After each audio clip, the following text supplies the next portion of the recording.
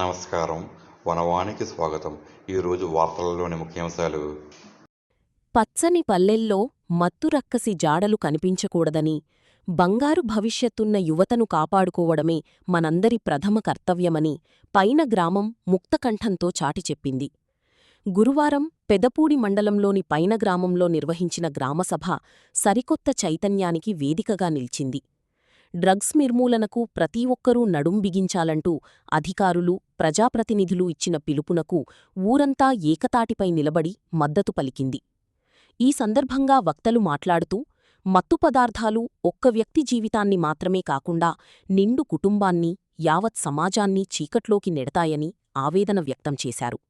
రేపటి తరానికి మార్గదర్శకులుగా నిలవాల్సిన యువత ఇలాంటి వ్యసనాలకు బానిస కాకుండా సన్మార్గంలో నడిపించే బాధ్యత ప్రతి ఒక్కరిపై ఉందని స్పష్టం చేశారు. గ్రామంలో మాదకద్రవ్యాల ఛాయలు కూడా కనిపించకుండా ఉక్కుపాదం మోపుతామని హెచ్చరించారు. గ్రామసభ అనంతరం డ్రగ్స్ రహిత సమాజ సాధన కోసం చేపట్టిన అవగాహన పాదయాత్ర పల్లె వీధుల్లో సరికొత్త ఉత్సాహాన్ని నింపింది. గ్రామం నలుమూలలా మార్మోగిన చైతన్య నినాదాలతో యువతలో, ప్రజల్లో సరికొత్త ఆలోచన రేకెత్తించింది.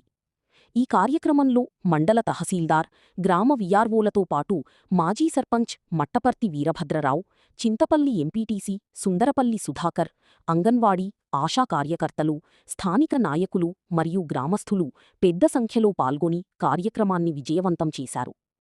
ఇన్సూరెన్స్ గురించి, అదేవిధంగా అనపతిలో ఉన్నటువంటి ఐటీసీ వారి భాగస్వామ్యం ఉంటుంది.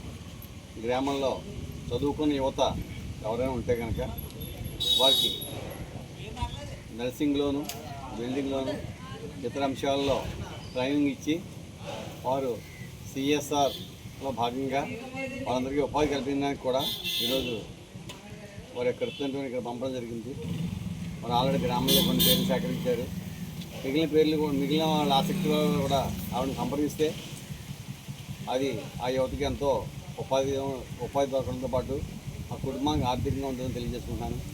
అదేవిధంగా ఈరోజు మొన్న గౌరవ శాసనసభ్యులు మామిడాళ్ళలో యాంటీ డ్రగ్స్ మీద మీటింగ్ నిర్వహించడం జరిగింది.